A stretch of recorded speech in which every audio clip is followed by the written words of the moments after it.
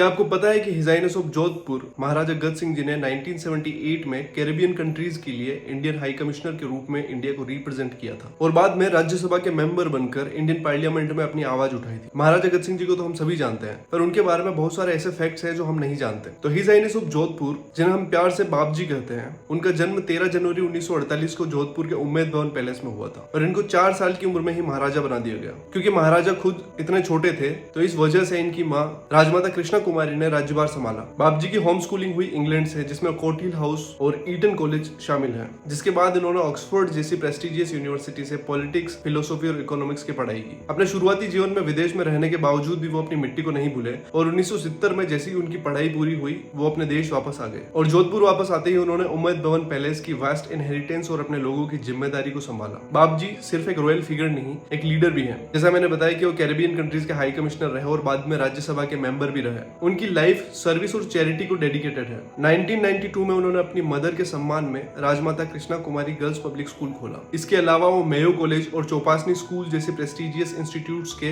Patreon और president भी हैं। उनकी शादी 1973 में हेमलता राजे से हुई, जिनके रूट्स नेपाल की रॉयल फैमिली से जुड़े हुए हैं। लेकिन उनकी लाइफ में एक बड़ा और इमोशनल टर्निंग पॉइंट आया 2005 में, जब उनके बेटे युवराज शिवराज सिंह को जयपुर में पोलो मैच खेलते हुए एक हेड इंजरी हो गई और उसकी वजह से वो कोमा में चले गए। और उस टाइम महाराजा को लगा कि इंडिया में ऐसी सीरियस ब्रेन इंजरीज को ट्रीट करने के लिए ना कोई बेटर हॉस्पिटल है और ना ही कोई रिसोर्सेज। और इसी चीज को ध्यान में रखते हुए उन्होंने इंडियन हेड इंजरी फाउंडेशन शुरू किया, ताकि इंडिया में लिमिटेड रिसोर्सेज वाले लोगों को भी इमरजेंसी और रिहेबिलिटेशन में बेस्ट ब्रेन इंजरी ट्रीटमेंट मिल सके। महाराजा गज सिंह जी बहुत सारे समाज सेवा के काम करते आए हैं और वो आज भी बहुत सारे एनजीओज और चैरिटेबल फाउंडेशंस के प्रेसिडेंट हैं। वैसे तो देश में लोकतंत्र है, लेकिन फिर भी वो समाज सेवा के कार्यों से लोगों के मन में बसे हुए हैं। तो अगर आपको जोधपुर के महाराजा की ये इंस्पायरिंग स्टोरी पसंद आई, इस वीडियो को लाइक, कमेंट और शेयर करना ना भूलें।